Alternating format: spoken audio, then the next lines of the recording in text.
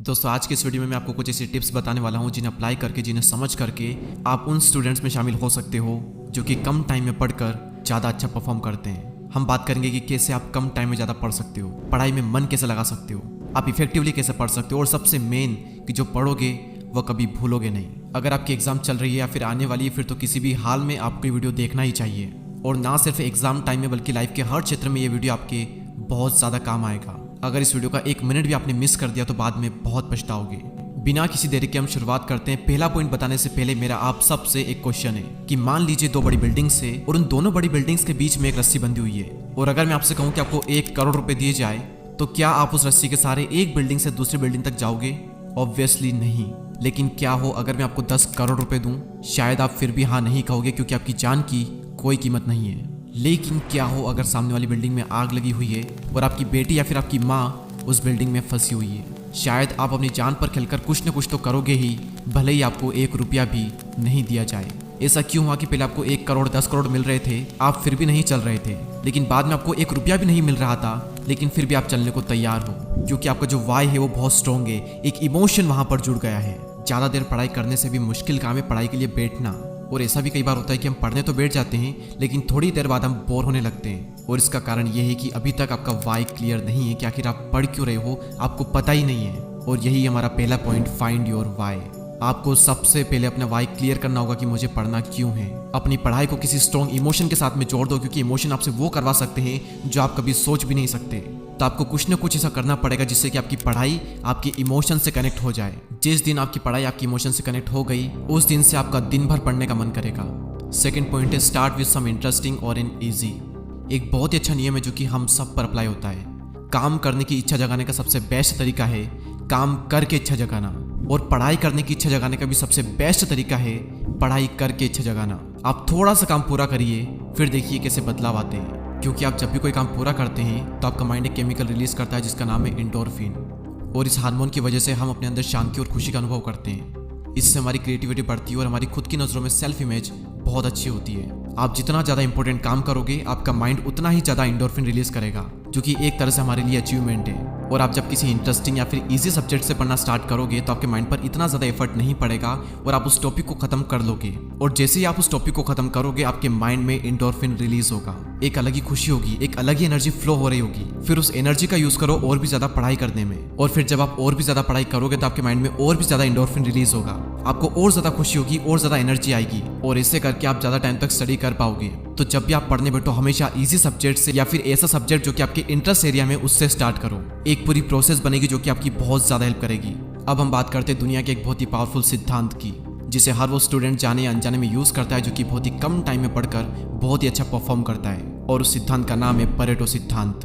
हम पहले भी इसके बारे में बात कर चुके हैं लेकिन ये इतना इंपॉर्टेंट प्रिंसिपल है कि हम इसे मिस कर ही नहीं सकते, और खासकर एग्जाम टाइम में तो बिल्कुल भी नहीं।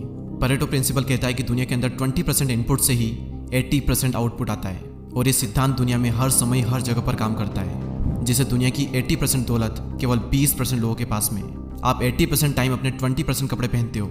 आपके मोबाइल फ़ोन में जितने भी कॉन्टैक्ट्स हैं उनमें से 20% कॉन्टैक्ट्स को आप 80% टाइम कॉल करते हो। आप 80% टाइम अपने 20% दोस्तों को ही रील भेजते हो। आपको अपने 20% दोस्त या रिलेशन ही आपको 80% खुशी देते हैं। हमें 80% टाइम जो स्ट्रेस होता है वो 20% कारणों की वजह से होता है। 80% टाइम हम टीवी पर 20% चैनल्स देखते हैं, और सबसे बड़ा एग्जांपल इस चैनल पर अब तक 23 करोड़ व्यूज हो चुके हैं, लेकिन 80% लोगों ने देखकर सब्सक्राइब नहीं किया है। आई होप कि आप इन 80% में नहीं हो। अगर हो तो प्लीज सब्सक्राइब करिए और इस आंकड़े को बदलिए। और इसे ना जाने कितने एग्जाम्पल्स हैं, स्क्रीन पर आपको एक लिस्ट दिख रही होगी, आप वीडियो को पॉज करके आराम से देख सकते हो। ये रूल जिंदगी के हर क्षेत्र में अप्लाई होता है। अब इससे हमें क्या सीख मिलती है, हम इसे कैसे अप्लाई कर सकते हैं? ध्यान से सुनिएगा, आपकी सिलेबस का 20% आपको 80% दिला सकता है। आप 20% मोस्ट इंपोर्टेंट निकाल लें और बहुत ज़्यादा पॉसिबिलिटीज़ है कि 80% उसी में से आएगा। मैंने अपने स्कूल टाइम में बहुत एग्जाम दिए, कभी भी ये फॉर्मूला गलत नहीं हुआ। 20% सही चीज़ें पढ़ लें, आपके 80% बनना तय है।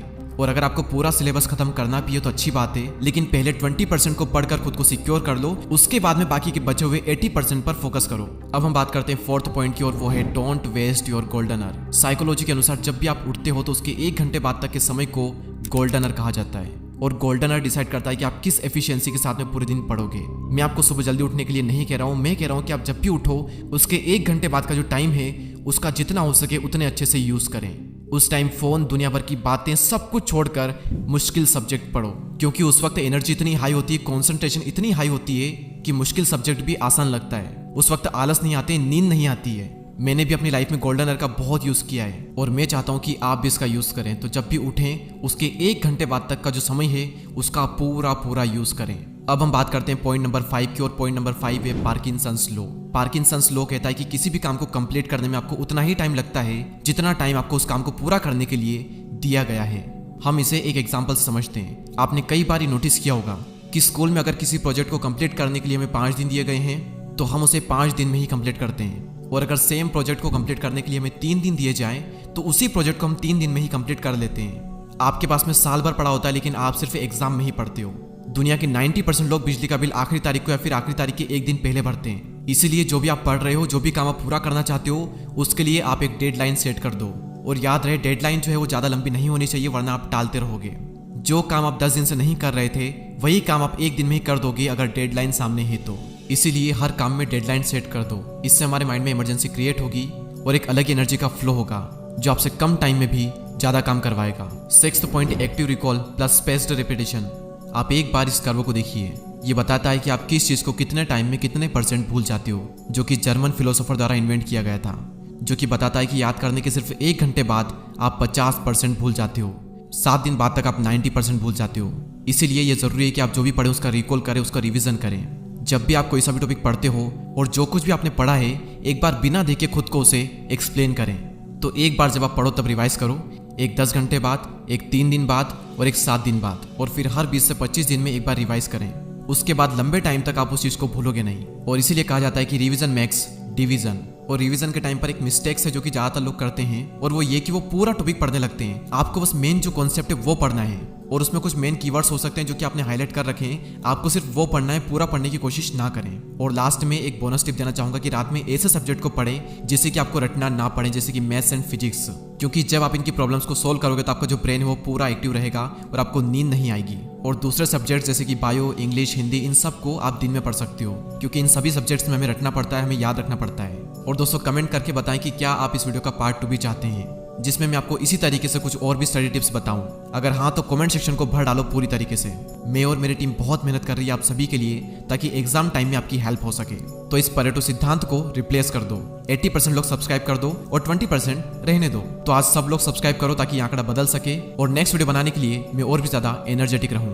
तो अगले वीडियो में फिर मुलाकात होगी, तब तक के लिए जय हिंद, जय भारत।